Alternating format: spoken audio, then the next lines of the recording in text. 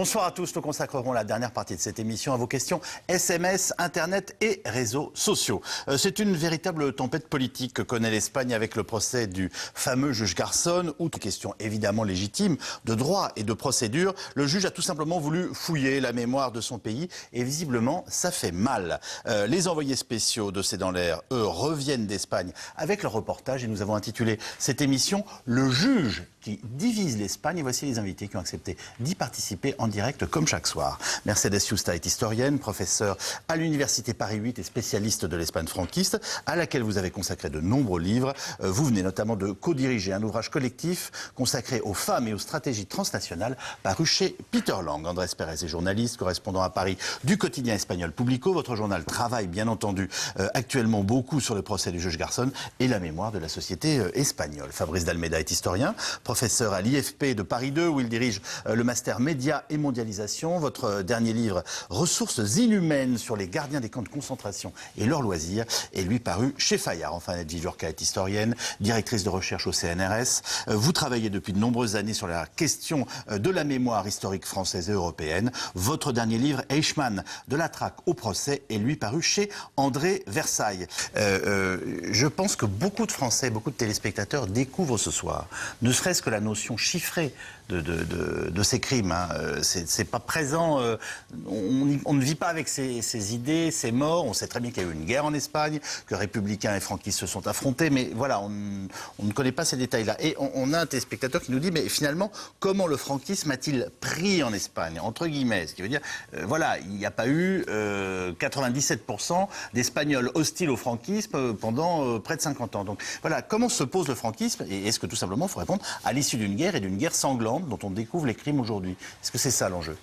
Et en fait, pour expliquer comment s'installe la dictature, il faudrait faire l'histoire du XXe siècle espagnol et même avant, parce que la guerre civile, elle est aussi le reflet d'un conflit qui existait déjà dans la société espagnole et d'une forte résistance d'une élite économique et sociale et politique, bien entendu, qui contrôlait le pays depuis, bon, j'ai envie de dire, des temps ancestraux, face à une démocratisation croissante et qui s'est extraordinairement accélérée au moment où il y a une proclamation d'une république en 1931, une république qui tout de suite pose des problèmes qui étaient très importants, une réforme agraire, la réforme de l'armée, une démocratisation accélérée de la société, la séparation entre l'Église et l'État qui va être aussi une question extrêmement importante et polémique à l'époque, et tout de suite il y a des forces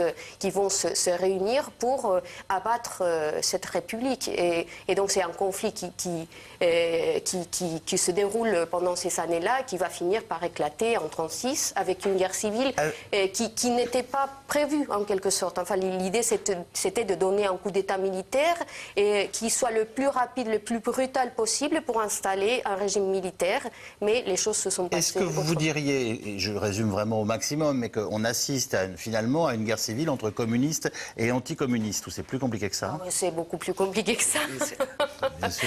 Déjà, enfin, c'est pas une guerre entre deux camps, il y en a au moins trois qui s'affrontent pendant la guerre civile, et chacun des camps est aussi divisé. Enfin, je dirais que c'est, enfin, si on veut vraiment simplifier au maximum, ça serait une guerre civile entre fascisme et démocratie, mais là aussi c'est une simplification assez simpliste, mais pas autant.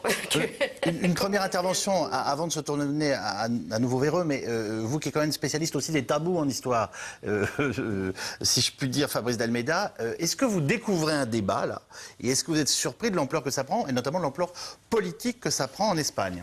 Non, ce qui m'avait frappé il y a quelques années, on s'était retrouvés assez dans l'air, on avait discuté des fosses et des associations qui commençaient à inventorier les cadavres, et à cette époque, ce sujet était venu. Ce qui est frappant là en regardant ce qui se passe actuellement, et il se trouve que je reviens d'Afrique du Sud, où on a assisté à la fin d'un régime poussé, mais en même temps, c'est pas une révolution. Oui. C'est-à-dire qu'il y a eu une espèce de compromis pour arriver à mettre fin à l'apartheid. Qui a eu une forme de loi, une forme de loi, comme la loi d'amnistie espagnole. Et en Espagne, c'est un peu la même chose, c'est-à-dire que c'est pas la même chose, c'est-à-dire que c'est pas une révolution qui fait tomber le franquisme.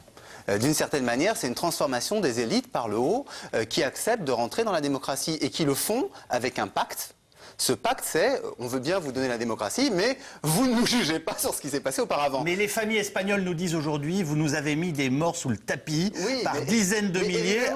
Évidemment, mais en Afrique du Sud, de la même manière qu'en Espagne, ce qui se passe, c'est qu'en Afrique du Sud, on s'est dit, bon, on va mettre des morts sous le tapis, évidemment, mais pour le faire, on va faire une commission qui s'appellera la commission Vérité et Réconciliation.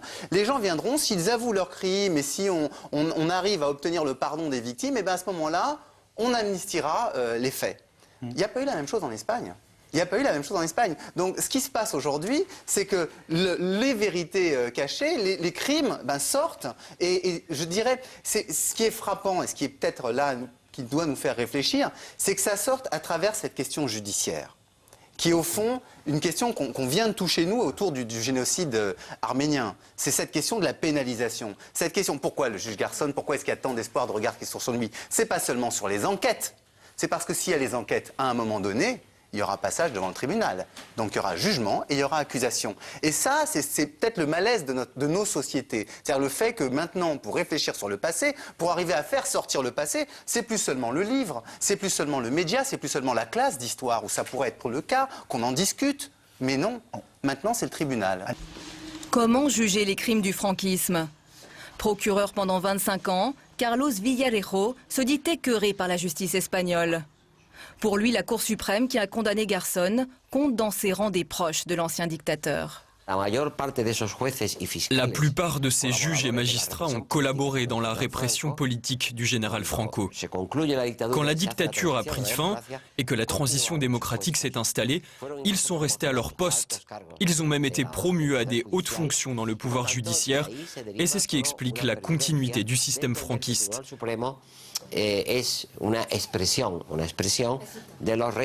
La Cour suprême est donc l'héritière de ce pouvoir judiciaire qui a rendu tant de services à la dictature. Condamné, privé de carrière, le désormais ex-juge deviendra peut-être de façon symbolique la dernière victime du franquisme. Merci beaucoup les uns et les autres d'avoir participé à cette émission. Rediffusion de ce C'est dans l'air ce soir, pardonnez-moi je ne l'ai pas vérifié, à 22h40. On se retrouve bien entendu demain à 17h45 pour un nouveau numéro en direct. Et auparavant, vous aurez vous-même rendez-vous avec Axel de Tarlet et son invité. Très bonne soirée, merci à tous, à demain.